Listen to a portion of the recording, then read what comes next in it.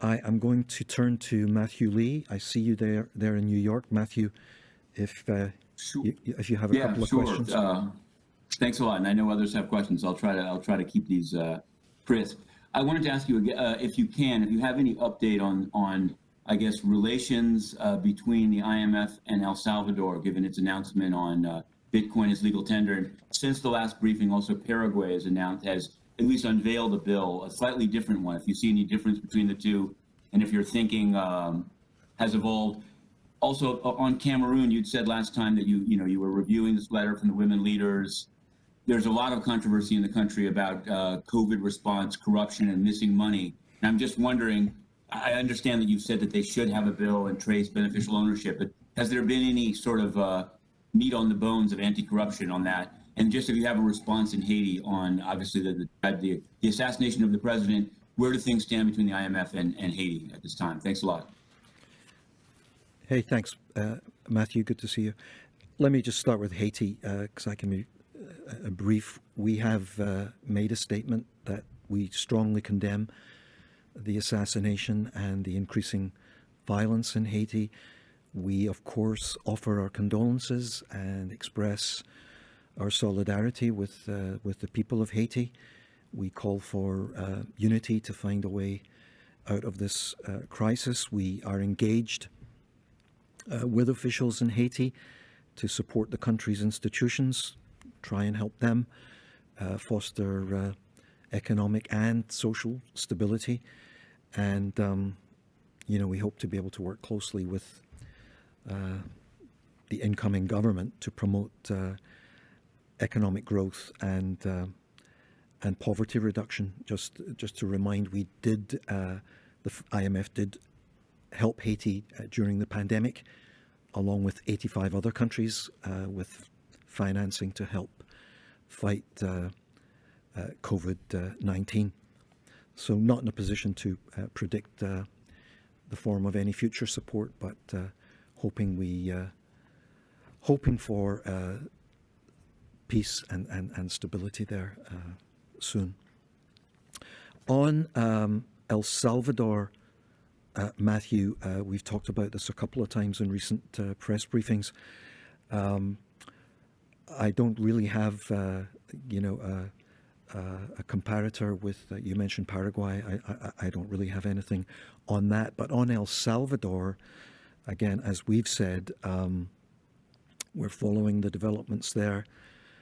We are in discussions with the authorities regarding a possible IMF program. And that includes economic governance, macroeconomic financial stability, inclusive growth, and including the implications of the Bitcoin law. Since we last spoke, the El Salvador authorities have clarified publicly that the holding of this crypto asset will be optional. So there has been that development, and as I say, our discussions with the authorities continuing, including regarding the implementation of the Bitcoin law. On Cameroon, yes, Matthew, you're right. We talked about it the last time. On the letter from the Cameroonian women, which you mentioned, which was sent to the IMF, we talked about it the last time.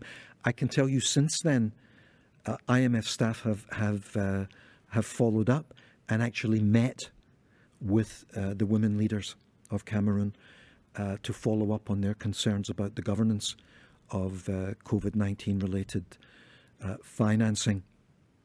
And, I won't go into the details of that discussion, but we were able to, I think, reassure those women leaders about our concern and our focus on those governance issues and our willingness to continue to engage with that group, as the IMF does with civil society in very many countries.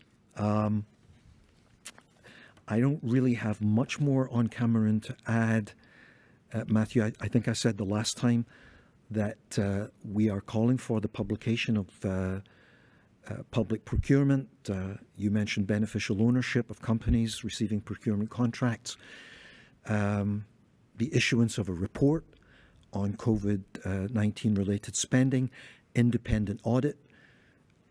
We're asking for these items of good governance in Cameroon.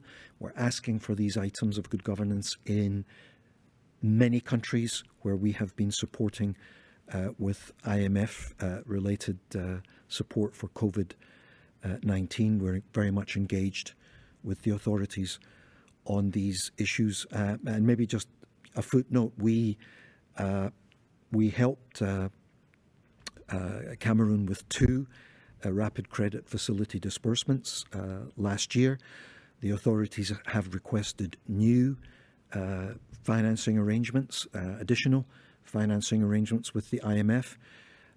Our board will discuss this request in the following weeks, but subject to the authorities meeting mutually agreed prior actions. So that's what I have on those three countries.